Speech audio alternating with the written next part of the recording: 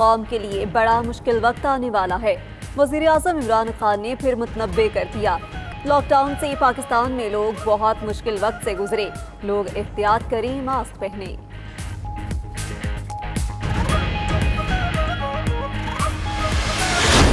عمران خان کی زیر صدارت پی آئی اے میں اصلاحات کے متعلق بھی اجلاس، حماد اظہر، حفیظ شیخ اور رزاق داؤد کی بھی وزیر اعظم سے ملاقاتیں۔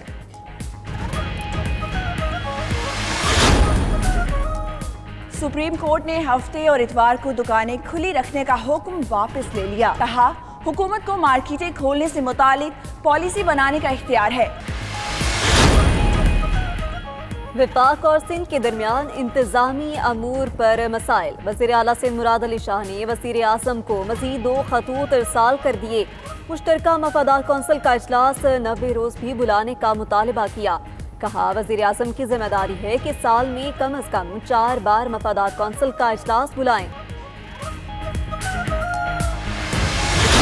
شہباز شریف کی آج نیب لاہور میں پیشی، صدر نون لیگ کی پیشی کے موقع پر کارکنوں کو بھی کال دی جائے گی۔ ادھر شہباز شریف کے خلاف کیس میں بڑی پیش رفت، شہباز شریف کے داماد ہارون یوسف اور بھتیجی آسما ڈار کو بھی شامل تفتیش کر دیا ہے۔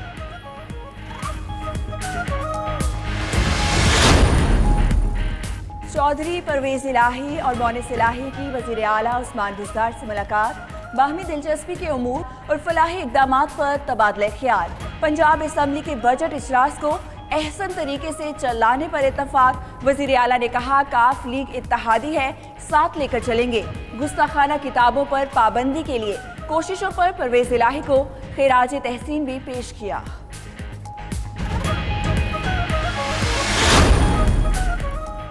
اوگرا اور وزارت پیٹرولیم نے پیٹرول کی قلت کی ذمہ داری عوام اور کم قیمت پر ڈال دی۔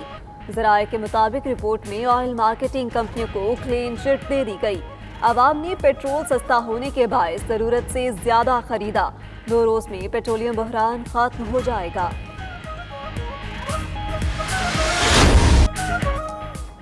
سندھ حکومت کا ایس او پیز کی مسلسل خلاف ورزی پر پبلک ٹرانسپورٹ پھر بند کرنے کا اشارہ، محکمہ ٹرانسپورٹ کا پولیس کے عدم تعاون کا بھی شکوہ۔ ادھر بلوچستان میں بھی پبلک ٹرانسپورٹ چل پڑی، ایس او پیز کی شرائط کڑی، مسافروں کے لیے ماسک پہننا اور گاڑیوں میں سپرے لازم کرا، 2 سیٹوں پر صرف 1 مسافر ہوگا سوار۔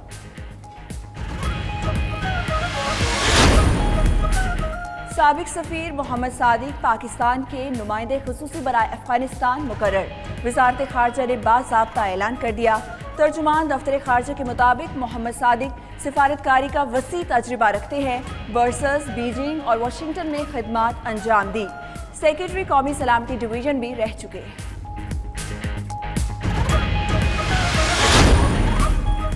بھارتی وزیر داخلہ کی پاکستان کے خلاف ہرزہ سرائی، امت شاہ نے پھر گیدڑ بھبکی لگائی۔ ترجمان دفتر خارجہ کا کہنا ہے بھارت گزشتہ سال فروری کو یاد رکھے جب پاکستان نے بھارت کی غلط مہم جوئی پر فوری اور مؤثر جواب دیا تھا۔ احسان مانی کو آئی سی سی کا چیئرمین بننے کی پیشکش، انٹرنیشنل کرکٹ کونسل کے چیئرمین کے انتخاب کا طریقہ کار 10 جون کو طے کیا جائے گا۔ آئی سی سی کے اہم ارکان کا پی سی بی کے چیئرمین پر نیا عہدہ سنبھالنے پر زور، مالی معاملات اور اندرونی اختلافات ختم کرانے کے لیے احسان مانی سے امیدیں لگا لیں۔ احسان مانی اس سے قبل آئی سی سی کے صدر رہ چکے ہیں۔ قومی کرکٹ ٹیم کا ٹریننگ کیمپ بھی کھٹائی میں ڈال دیا۔ ذرائع کے مطابق موجودہ حالات اور بایوسیکیور انتظامات نہ ہونے کے باعث کیمپ نہیں لگایا جائے گا۔ انگلینڈ روانگی سے چند روز قبل کھلاڑیوں کو اکٹھا کرنے کا منصوبہ، سیریز کے حوالے سے پاک انگلش کرکٹ حکام کی ٹیلی کانفرنس بھی رواں ہفتے متوقع ہے۔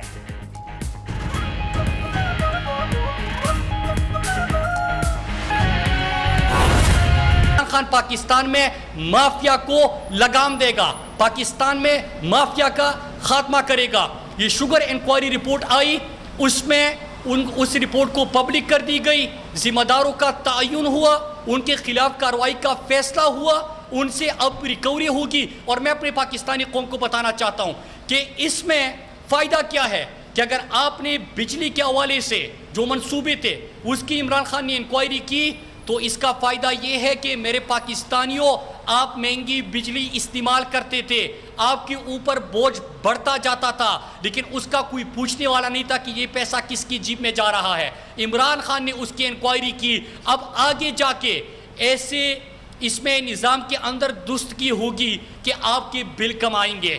چینی کے حوالے سے یہ اقدامات کا فیصلہ 3 حوالوں سے ہوا.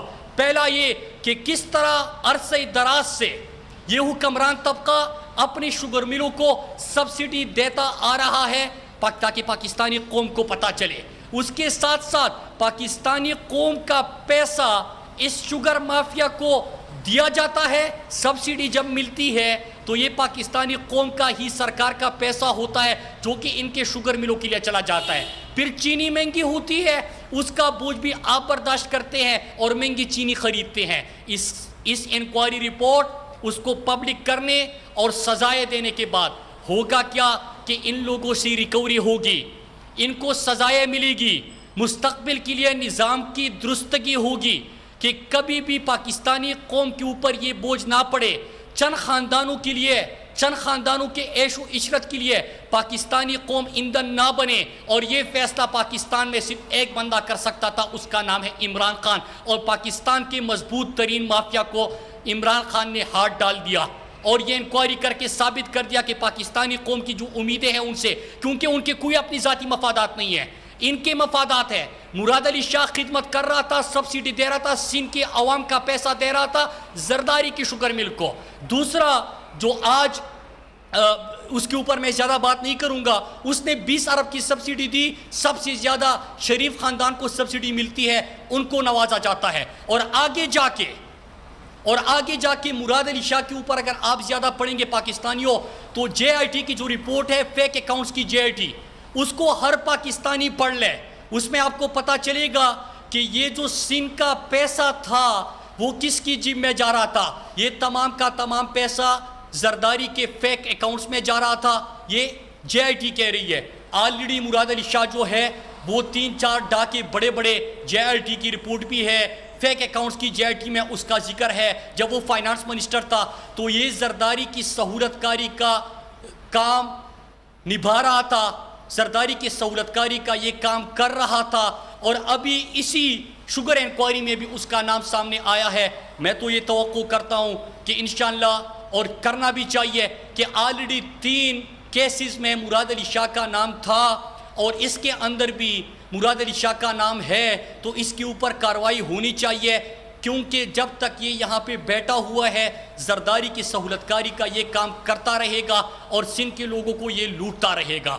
پھر اس کے بعد ایک اور چیز کہ یہ جو اپوزیشن والوں کے نعرے تھے کہ یہاں پہ کوئی احتساب نہیں ہوگا, یہ بڑا طاقتور مافیا ہے, اس کو کوئی ہاتھ نہیں ڈال سکتا تھا. آپ صحیح کہہ رہے ہیں کیونکہ آپ شریک جرم تھے. آپ صحیح کہہ رہے ہیں کیونکہ آپ اپنے آقاؤں کی شوگر ملوں کو یہ سبسڈی دے رہے تھے. آپ صحیح کہہ رہے ہیں کیونکہ آپ چینی مہنگی کر کے عوام کے اوپر بوجھ ڈال کے عوام کو ان کے شوگر ملوں کے لیے ایندھن کے طور پہ استعمال کر کے, چھوٹے کسان کو استعمال کر کے اپنے آقاؤں کو فائدہ پہنچا رہے تھے. لیکن عمران خان اسی لیے یہ فیصلہ کر سکتا ہے کہ جب وہ پرائم منسٹر بنا, سب سے پہلے یہ انہوں نے تو کبھی عوام کا نہیں سوچا. عمران خان نے سب سے پہلے کیا فیصلہ کیا کہ میں عوام کے پیسے کا تحفظ کروں گا, جنہوں نے پاکستانی قوم کو لوٹا ہوا ہے ان کا احتساب کروں گا.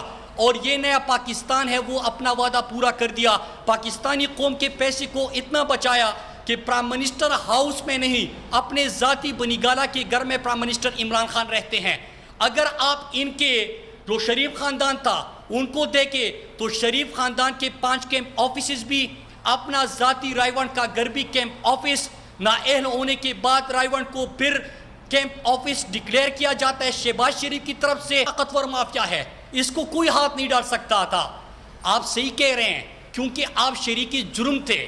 آپ صحیح کہہ رہے ہیں کیونکہ آپ اپنے آقاؤں کی شوگر ملوں کو یہ سبسڈی دے رہے تھے.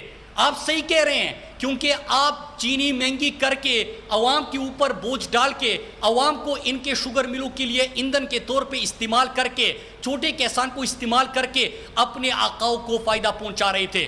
لیکن عمران خان اسی لیے یہ فیصلہ کر سکتا ہے کہ جب وہ پرائم منسٹر بنا, سب سے پہلے یہ انہوں نے تو کبھی عوام کا نہیں سوچا, عمران خان نے سب سے پہلے کیا فیصلہ کیا کہ میں عوام کے پیسے کا تحفظ کروں گا, جنہوں نے پاکستانی قوم کو لوٹا ہوا ہے ان کا احتساب کروں گا, اور یہ نیا پاکستان ہے وہ اپنا وعدہ پورا کر دیا. پاکستانی قوم کے پیسے کو اتنا بچایا کہ پرائم منسٹر ہاؤس میں نہیں, اپنے ذاتی بنیگالہ کے گھر میں پرائم منسٹر عمران خان رہتے ہیں.